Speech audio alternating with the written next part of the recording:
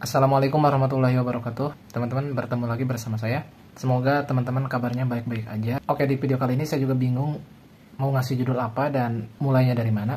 Cuma yang pasti yang ingin saya bagikan di sini itu terkait saya yang jarang izin gak masuk. Entah itu karena sakit atau karena keperluan. Bahkan ketika sakit pun saya memaksakan diri sekuat tenaga untuk masuk. Bisa dibilang gini ya teman-teman, jadi saya tuh termasuk karyawan yang kurang disiplin. Bisa dibilang nggak disiplin dalam hal waktu. Nah, ketidakdisiplinan ini membuat saya ngerasa berdosa terus-menerus. Jadi, saya sadar itu salah, dan saya mengakui itu salah, dan karena saya mengakui dan sadar bahwa itu salah, menyebabkan saya tuh ngerasa berdosa sepanjang hari, sepanjang waktu. Dan karena ngerasa berdosa itulah yang menyebabkan saya enggan untuk sering-sering nggak masuk kerja. Karena logikanya gini ya teman-teman, ketika saya udah nggak disiplin, kemudian sakit sedikit nggak masuk kerja, ada urusan dikit nggak masuk kerja, sering ambil cuti meskipun itu hak, secara tidak langsung kita tuh sedang mempromosikan diri kita bahwasanya saya ini adalah karyawan yang jelek secara kinerja, udah agak disiplin, sering bolos, dan tidak hanya masalah absensi kerja ya teman-teman.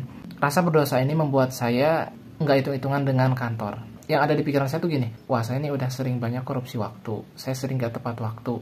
Maka dari itu, apapun yang perusahaan rampas dari saya, ya tentunya hal yang wajar, misalkan kita kerjanya lebih dari 8 jam tapi nggak dikasih uang makan, itu nggak apa-apa bagi saya sebagai penebus untuk dosa korupsi waktu saya. Misalkan ketika saya cuti, saya rela mengerjakan sebagian kerjaan kantor. Kalau misalkan orang yang nge-handle kerjaan saya di kantor itu keteteran, ya mungkin bagi orang yang suka tepat waktu, kerjaannya nggak ada yang ketinggalan, intinya dia sudah memenuhi kewajibannya sebagai karyawan, kemudian dia cuti masih dituntut untuk bekerja, bagi mereka wajar untuk mengatakan itu adalah toksik.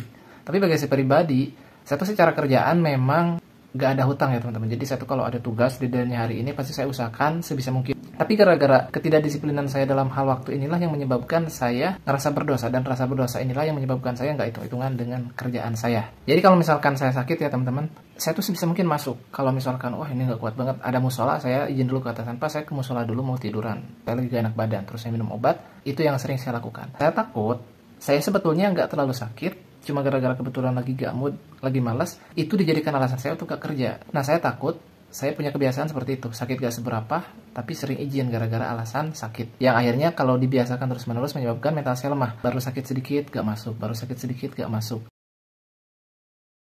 Dulu pas gejala-gejala COVID, itu kan satu kantor tuh hampir semua keserang, cuma nggak berbarengan. Misalkan dari 10 orang tuh 5 orang kena, yang 5 lagi enggak. Nah, minggu depan yang 5 orang sembuh, 5 orang baru kena. Nah, saya termasuk orang yang biasanya suka duluan kena. Nah, karena duluan kena, kalau saya sakit, saya takut bahwasanya ini tuh sebetulnya penyakit biasa, cuma tubuh saya aja yang lebay. Akhirnya saya maksain kerja. Nah, barulah setelah 2 minggu misalkan udah sembuh, orang yang belum kena itu baru kena penyakit tersebut dan mereka ternyata nggak masuk. Nah, saya baru ngeh, oh ternyata penyakit yang saya alami kemarin itu adalah penyakit yang lumayan parah. Soalnya nih atasan saya yang biasanya dia tuh jarang izin sakit atau absen, tiba-tiba kali ini dia tepar. Oh berarti kemarin itu penyakitnya parah. Emang bener-bener seberat itu ke tubuh saya, bukan karena sayanya yang lemah mentalnya gitu. Dan itu selalu berlangsung setiap kali saya sakit. Jadi kalau saya sakit, selama saya bekerja lebih dari 4 tahun di tempat kerja yang sekarang, itu saya selalu begitu. Gak enak badan, takutnya mental saya yang lemah. Sakitnya gak seberapa, tapi sayanya aja yang cengeng gitu. Akhirnya saya maksain buat kerja.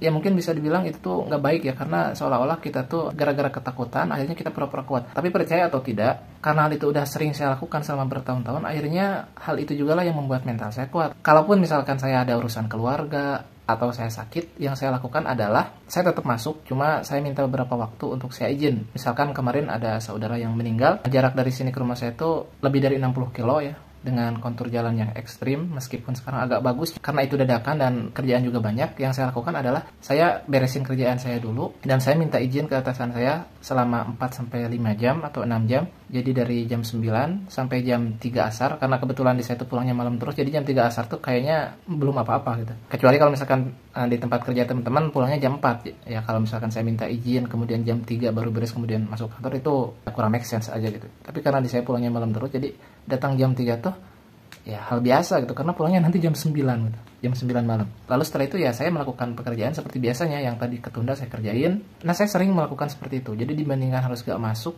ya saya tetap masuk gitu, bukan karena berlebihan, tapi ya itu bentuk dari penebusan dosa saya yang selama ini sering korupsi waktu. Saya nggak mau disebut karyawan yang nggak bertanggung jawab. Nah, kecuali kalau misalkan saya ada izinnya itu emang mengharuskan seharian penuh gitu. Kalau seharian penuh dari pagi sampai malam, nah baru saya izin. Itu pun saya memberikan opsi ke atasan saya, Pak, besok saya mau cuti. Kalau misalkan dirasa kerjaan saya ini cukup memberatkan Bapak, memberatkan teman-teman yang lain, kontak saya aja, saya siap ngebantu Bapak dan teman-teman di sini untuk kerjain kerjaan yang keteter itu. Karena saya nggak punya laptop, biasanya saya melakukan bantuan itu dengan mengontrol PC dari jarak jauh menggunakan HP.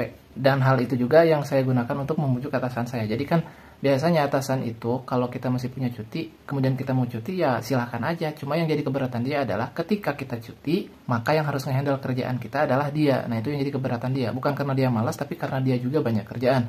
Maka saya seringkali kalau mau cuti itu menawarkan opsi ke atasan saya, Pak, saya mau cuti. Kalau misalkan Bapak keteteran atau gak sanggup menghandle kerjaan saya, silakan Bapak hubungi saya nanti. Saya akan bantu Bapak dari jarak jauh menggunakan HP saya. Jadi yang ada di pikiran saya itu gini, oke lah, fisik saya nggak bisa hadir di kantor, tapi kerjaan saya jangan sampai memberatkan orang lain. Harus tetap saya yang ngerjain kalau memang itu nggak bisa dihandle sama orang lain. Ya kecuali kalau misalkan mereka bisa ngehandle, ya saya fokus dengan urusan saya di luar ketika cuti gitu. Kemarin aja pas nikah saya cuma ambil 2 hari, kemudian cuti buat liburan 2 bulan kemudian baru saya ambil, itu juga 2 hari. Itu pun dengan opsi saya menawarkan bantuan kepada atasan saya apabila atasan saya keteteran mengerjakan kerjaan saya. Dan juga kalau misalkan saya harus kerja overtime, saya nggak terlalu perhitungan. Kemudian kalau misalkan ada hal yang mengharuskan saya bepergian, selama itu masih wajar dan gak jauh-jauh amat, saya nggak akan minta bensin.